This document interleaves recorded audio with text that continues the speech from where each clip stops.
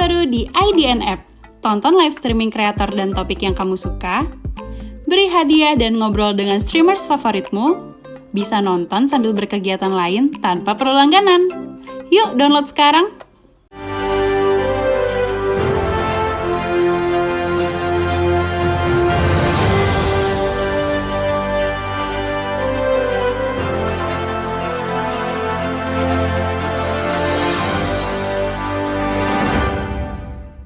Halo Sobat Milenial, kalian sedang menyaksikan program Top News by IDN Times bersama saya, Larasati Putri.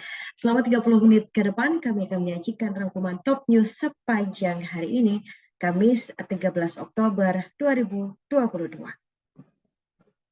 Kita awali Top News hari ini dengan informasi dari Pulau Madura. Sebuah wahana ontang-anting di Pasar Malam Bleka, Bangkalan, roboh pada Rabu malam kemarin. Akibat kejadian ini, 3 orang pun diperiksa. Dari kejadian ini dapat dipastikan tidak ada korban jiwa. Dan juga wahana ini pun diduga sudah tidak layak beroperasi. Sehingga wahana ontang-anting di Pasar Malam Bleka ini roboh pada pukul 19.30 waktu Indonesia Barat malam kemarin. Ketiga orang yang diperiksa adalah manajemen dari wahana permainan tersebut. Selain itu, penyidik dari Polsek Blega juga melakukan penyelidikan terhadap robohnya wahana di Pasar Malam Blega ini. Oleh karena itu, wahana permainannya dilarang beroperasi. Bahkan polisi meminta kepada pemilik wahana untuk segera menutup dan juga mengemasinya. Saat wahana otak-atik ini roboh, diketahui ada 2 orang di dalamnya. Kini 2 orang tersebut mengalami luka ringan yang kemudian langsung dievakuasi ke puskesmas terdekat. Sebelumnya, video robohnya wahana ontang-anting di Pasar Malam Blega itu beredar di sosial media. Terlihat wahana roboh dalam keadaan lampu masih menyala. Sejumlah orang pun kemudian mengerumuninya. Terlihat juga warga mengevakuasi korban. Masih dari Jawa Timur, bentrokan antar sekelompok warga dan ratusan pesilat terjadi di Lamongan pada Selasa sore kemarin. Akibatnya ada 9 orang terluka. 8 dari 9 orang yang terluka itu kini tengah menjalani rawat jalan, sementara 1 orang lainnya dirawat secara intensif karena mengalami luka yang cukup parah. Saat ini situasi dan kondisi di kabupaten sudah kondusif pasca insiden tersebut. Akan tetapi sejumlah polisi masih melakukan penjagaan di beberapa titik lokasi yang dianggap rawan bentrokan dengan mengerahkan ratusan personel polisi Lamongan dibantu oleh Brimob Polda Jatim. Usai terlibat bentrokan dengan sejumlah warga di Kabupaten Lamongan, ratusan pesilat pun harus diangkut menggunakan mobil truk polisi menuju ke rumah mereka masing-masing di Tuban hingga Bojonegoro. Sementara tujuan kepulangan itu sendiri untuk mencegah bentrok susulan yang terjadi antara pesilat dengan sejumlah warga. Bentrokan ini pun dipicu dengan adanya lemparan batu dari orang yang tak dikenal di Jalan Veteran Lamongan. Tak diterima dilempari batu, para pesilat itu pun langsung terlibat kericuhan hingga saling melempar batu. Kemudian pesilat yang hendak menuju ke arah barat pun terlibat bentrok dengan warga lain. Bentrokan itu tidak hanya mengakibatkan kemacetan parah di sepanjang jalan nasional, namun juga mengakibatkan truk Hino dengan nomor polisi B9468BYV mengalami pecah kaca depan dan samping kiri kanan akibat terkena lemparan batu. Informasi selanjutnya, Menteri PUPR Basuki Hadi Muljono memastikan Stadion Kanjuruhan akan direnovasi total. Kepastian ini berdasarkan hasil audit kelayakan yang menemukan sejumlah kekurangan pada stadion berkapasitas 40.000 orang tersebut. Renovasi yang dilakukan pun nantinya akan mengacu pada FIFA Guideline Stadion pada tahun 2021. Selain itu, Presiden Joko Widodo juga sudah memerintahkan langsung untuk dilakukannya renovasi secara total di Stadion Kanjuruhan Malang. Renovasi ini akan mengedepankan unsur keamanan dan kenyamanan bagi penonton yang datang. Rancangan renovasi Stadion Kanjuruhan nantinya akan menggunakan atap semua. Renovasi ini nantinya akan seperti Stadion Manahan Solo. Rancangannya pun diperkirakan akan selesai sekitar 3 hingga 4 bulan. Pada awal tahun 2023, renovasi Stadion Kanjuruhan ini akan dimulai. Diperkirakan proses renovasi memerlukan waktu sekitar 1 tahun. Renovasi ini akan dibiayai oleh APBN. Fokus utama renovasi adalah perbaikan problem-problem yang ditemukan di lapangan. terutama akses yang dilalui penonton dan supporter agar ketika ada peristiwa seperti 1 Oktober lalu bisa dihindari. Menteri PUPR Basuki Hadi Mulyono pun menegaskan apa yang dilakukannya tidak ada kaitannya dengan pengusutan hukum yang sedang berjalan terkait tragedi maut Kanjuruhan. Pihaknya hanya fokus mengevaluasi bangunan stadion, kemudian mengambil langkah perbaikan sesuai arahan Presiden Jokowi. Sementara itu, penyidik Polda Jatim melakukan olah TKP di Stadion Kanjuruhan Malang pada Kamis pagi tadi, serta 3 orang anggota polisi yang menjadi tersangka tragedi Kanjuruhan diperiksa di Mapolda Jatim pada Rabu kemarin. Polda Jatim pun melakukan olah TKP di Stadion Kanjuruhan Malang pada Kamis pagi tadi bersama tim kejaksaan dan juga Inafis serta Bareskrim. Sementara itu, 3 orang polisi yang menjadi tersangka dalam tragedi Kanjuruhan menjalani pemeriksaan di Mapolda Jatim pada Rabu kemarin. Mereka adalah Kabak Ops Polres Malang, Kompol Wahyu Setio Pranoto, dan Ki Brimo Polda Jatim, AKP Hasdar Mawan, dan Kasat Samapta Polres Malang, AKP Bambang Sidik. Selain itu, Polda Jatim juga memeriksa Ketua Panpel, Security Official, hingga Direktur PT LIB Ahmad Hadian Lukita yang dicecar 97 pertanyaan selama hampir 11 jam pemeriksaan. Mereka diperiksa sejak pukul 1 siang, namun hingga pukul setengah 12 malam pun belum juga usai. Selain 6 orang tersebut, polisi juga memeriksa 12 orang saksi yang terdiri dari anggota Polri, Ketua Komisi Disiplin PSSI, serta pemegang hak siar Liga 1. Komnas HAM pada kemarin membeberkan temuan awal terkait tragedi Kanjuruhan yang menyebabkan 132 orang meninggal dunia. Dalam konferensi persnya, Komnas HAM menjelaskan telah meminta keterangan dari sejumlah pihak terkait dan juga telah memeriksa sejumlah barang bukti termasuk video eksklusif yang belum beredar di sosial media, yakni video yang direkam salah satu korban sejak peluit pertandingan Arema versus Persebaya usai, hingga tembakan gas air mata yang kemudian menciptakan kepanikan pada supporter hingga menimbulkan korban jiwa. Berikut kita simak pernyataan anggota Komnas HAM Khairul Anam saat jumpa pers di Komnas HAM. Kita nilai bahwa 14 sampai 20 menit pasca peluit ditiupkan itu suasananya sebenarnya terkendali. Detail kami melihatnya dan memang ada supporter yang masuk ke lapangan, tapi itu untuk memberikan semangat. Itu yang kami lihat. Angka ini jadi penting bagi kami untuk mengukur sebenarnya kapan gas air mata juga keluar dan sebagainya. Yang itu menurut kami menjadi pemicu utama kepanikan para supporter yang mengakibatkan jatuhnya banyak korban meninggal dan korban luka-luka. Jadi standing kami tetap di situ. Ya, jadi teman-teman Arema itu datang menghampiri pemain, memeluk pemain, saling menangis, terutama pemain asli Malang yang besar, lahir di Malang, besar di klub binaan Arema sampai masuk ke Arema. Wah, itu kan pada menangis, terus dipeluk, dikasih semangat, ayo ini salam satu jiwa nih, jangan menyerah lagi. Nah itu terkonfirmasi itu. Terkonfirmasi kami dapatkan informasinya demikian. Yang nomor 3, bahwa berdasarkan video, informasi dan keterangan yang diterima oleh Komnas HAM RI, ditemukan bahwa kondisi pintu tribun terbuka. Meskipun yang dibuka adalah pintu kecil termasuk pintu tribun 10, 11, 12, 13, dan 14. Jadi ini yang memang membuat hiruk pikuk di awal. Jadi banyak di sosial media mengatakan bahwa pintunya tertutup. Kalau pintu yang kecil itu terbuka sebenarnya sejak awal dan kami konfirmasi firm ya dari berbagai video termasuk video yang tersebar di media yang dikasih caption bahwa pintunya tertutup, padahal itu pintunya terbuka. Ya, padahal itu pintunya terbuka. Ya, pintu kecil memang harus lihat dengan serius gitu. Nah, kami punya satu video yang eksklusif kalau katanya Pak Beda. Kalau semalam kita bilang itu salah satu video kunci kami yang mengatakan bahwa pintu ini terbuka. Termasuk yang perdebatan di publik pintu 13. Pintu 13 terbuka tapi kecil. Memang itu keluar masuknya begitu. Sehingga memang di titik itulah sumbatan orang nggak bisa bergerak. Ya, terus karena memang matanya pedas, sesak napas dan sebagainya, akhirnya banyak menimbulkan jatuh korban. Yang berikutnya adalah bahwa penembakan gas air mata, ya, penembakan gas air mata pertama kali ditembakkan ke arah Tribun Selatan sekitar pukul 22.08.59 WIB. Dan tim sedang mendalami titik krusial yang mengakibatkan banyaknya korban yang meninggal. Hal ini yang memicu kepanikan penonton dan muncul dinamika di lapangan menjadi ricuh.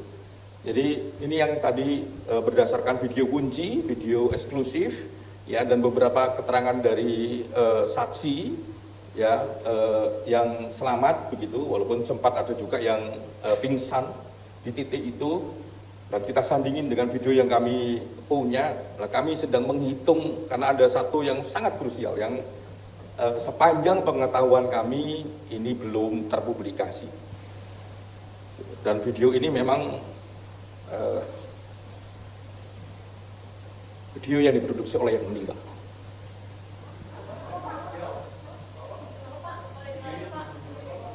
Jadi video tersebut direkam oleh salah satu korban yang meninggal.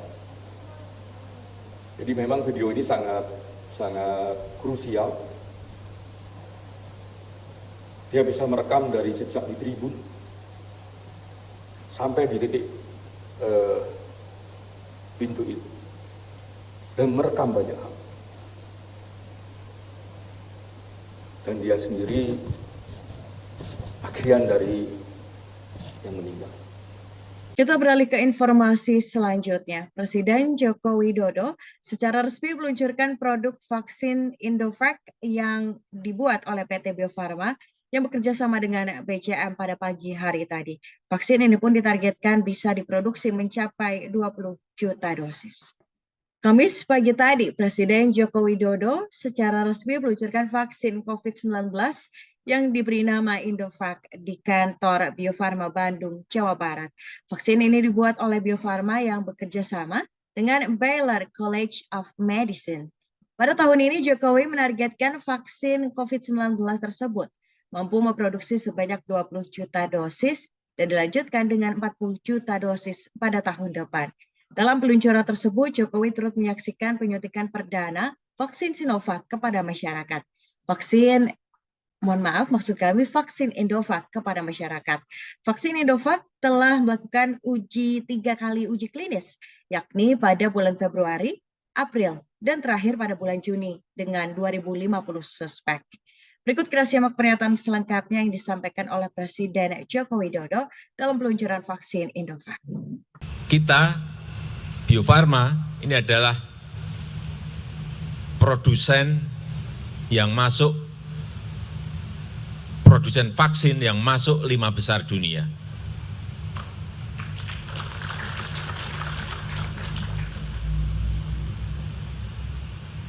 Dan memproduksi bermacam-macam vaksin, baik itu vaksin polio, difteri, meningitis, flu, campak,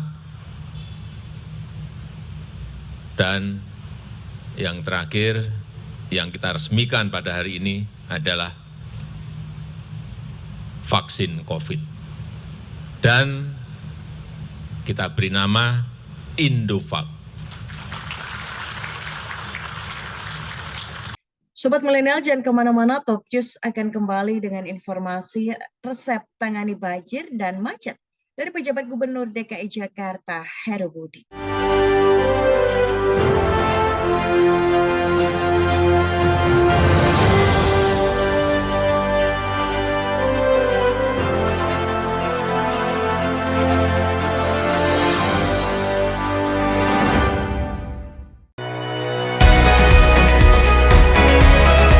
IDN Programmatic OOH is the first internet and GPS-connected out-of-home media platform.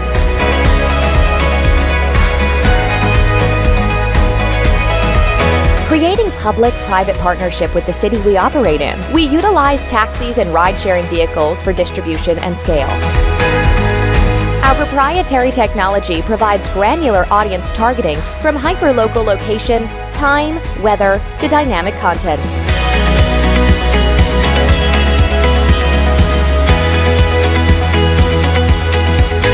We bridge your digital life to real life.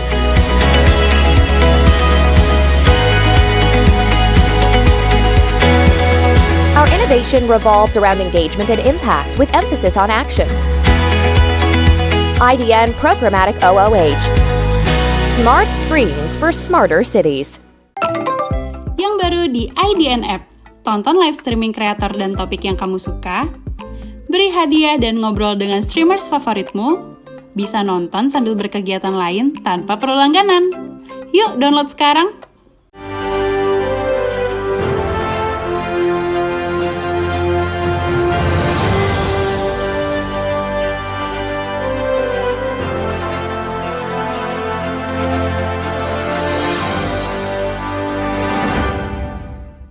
Kembali lagi bersama saya, Larsati Putri, di Top News.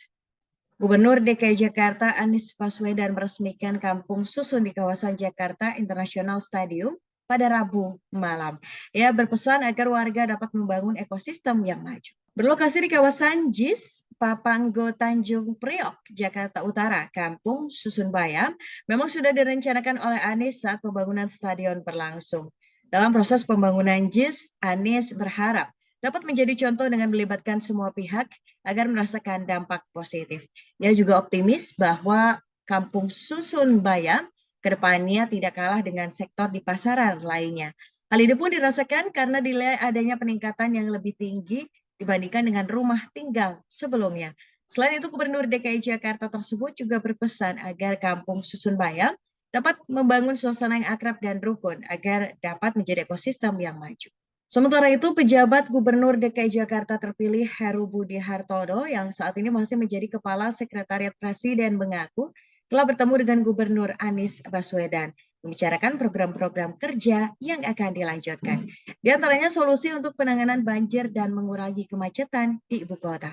Lantas seperti apa konsep dan rencana Heru Budi sebagai pejabat Gubernur DKI Jakarta yang akan dilantik pada Senin 17 Oktober mendatang? Berikut kita simak pernyataan lengkapnya. Hari ini saya diundang makan siang oleh Pak Gubernur DKI Jakarta, Pak Anies Baswedan, yang ngobrol-ngobrol ringan lah ya, sambil makan siang. Dan tentunya ada beberapa hal yang memang beliau perlu sampaikan ke saya, yang antara lain pelayanan harus berkelanjutan, kan kira-kira seperti itu.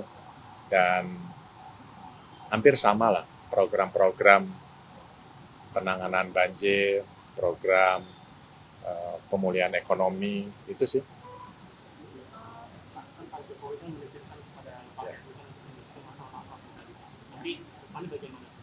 Jadi Pak Presiden menyampaikan kepada saya secara garis besar ada 3 hal. Yang pertama adalah penanganan banjir, tata ruang, kemacetan lalu lintas. Dan terkait dengan kemacetan lalu lintas, sebenarnya DKI itu sudah memiliki blueprint yang bagus, mulai dari Pak Wiyogo, dilanjutkan Pak Fauzi Bowo, kan seperti Transjakarta dilanjutkan sampai dengan gubernur sekarang. Ya tentunya program itu kita lanjutkan.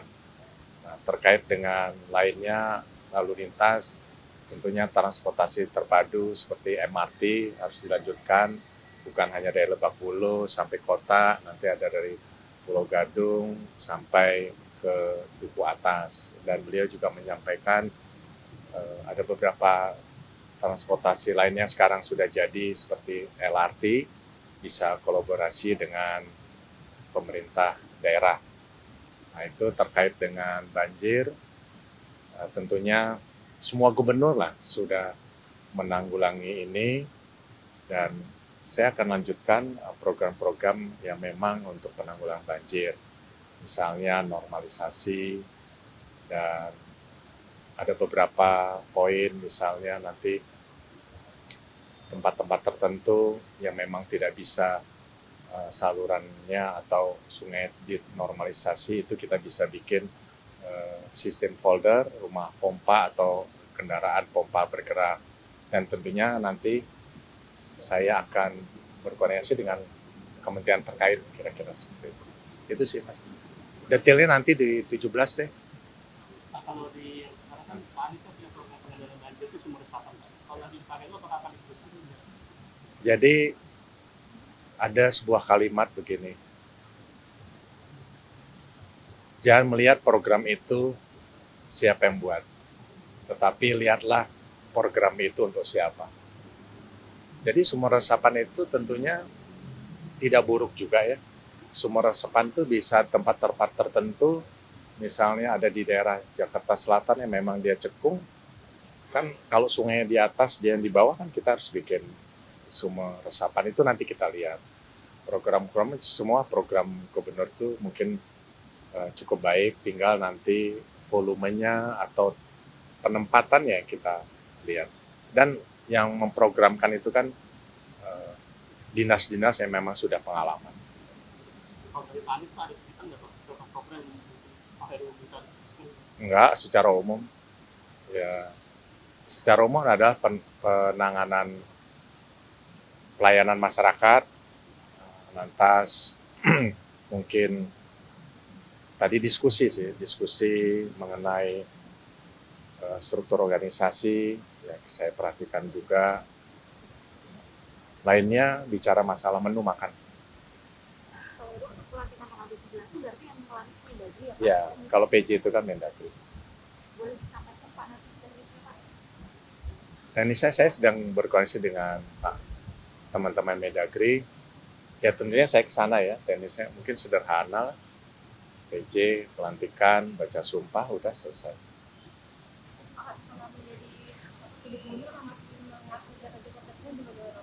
Ya, di sini nanti kan ada pejabat pelaksana hariannya.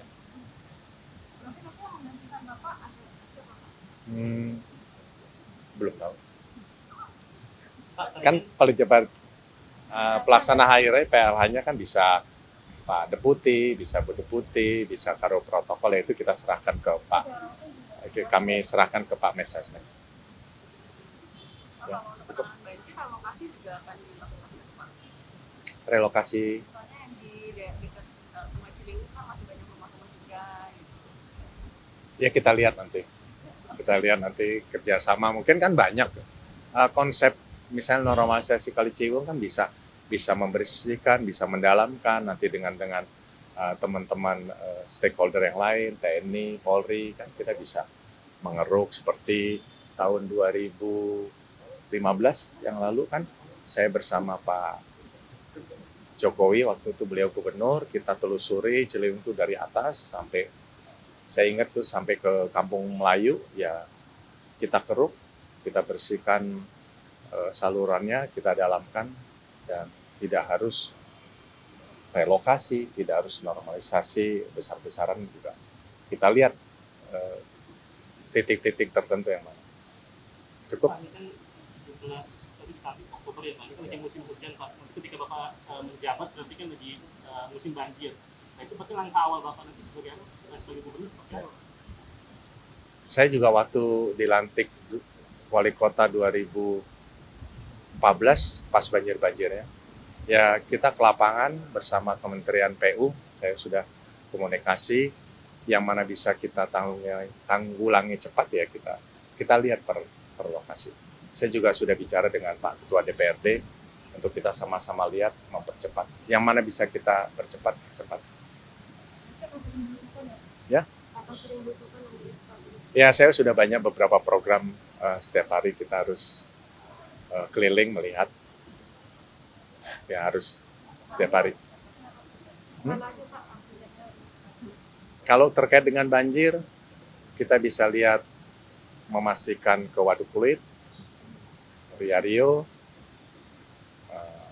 Manggarai, Kali Kerukut, Kali Banjir Kanal Barat, di sana ada Kali Angke yang tahun 2011 atau 2000, dua kali itu Kali Angke itu kita normalisasi di dua tahap di 2008 dan 2010. Itu kan sudah lebar, tinggal kita maintain mengeruk. Bisa juga kita lihat ke sekitar Kalibaru, bisa kita lihat nanti kalau kita ke Waduk Kulit itu, kita lihat ada rob. Nah, tentunya saya tidak ahli, nanti teman-teman Dinas Sumber Daya Air bisa menjelaskan di lapangan.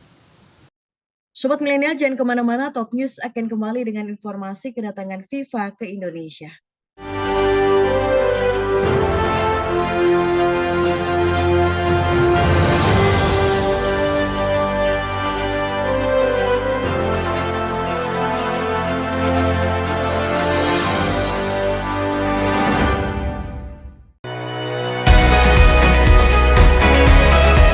IDN Programmatic OOH is the first internet and GPS-connected out-of-home media platform.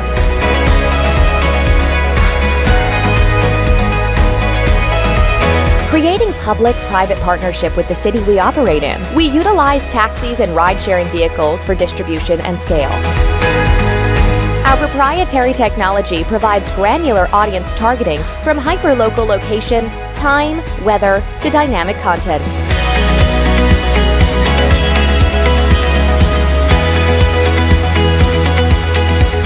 We bridge your digital life to real life.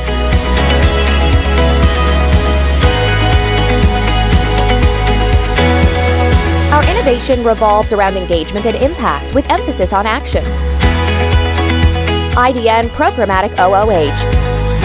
Smart screens for smarter cities. Yang baru di IDN App, tonton live streaming kreator dan topik yang kamu suka, beri hadiah dan ngobrol dengan streamers favoritmu, bisa nonton sambil berkegiatan lain tanpa perlu langganan. Yuk download sekarang!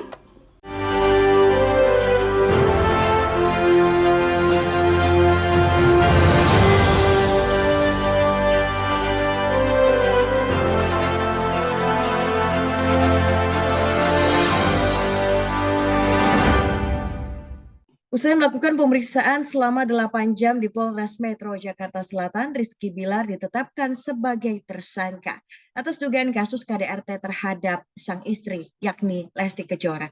Dalam kasus ini, Rizky Bilar menunjuk Hotma Sitompul sebagai kuasa hukumnya. Pengacara senior Hotma Sitompul ditunjuk sebagai kuasa hukum Rizky Bilar dalam kasus dugaan KDRT terhadap Lesti Kejora. Hal ini pun dikonfirmasi langsung oleh Hotma Sitompul saat dijumpai di Polres Metro Jakarta Selatan pada Rabu malam. Sebelumnya ia ditunjuk sebagai kuasa hukum Rizky Bilar pada Rabu sore setelah mencabut kuasa dari kuasa hukum sebelumnya.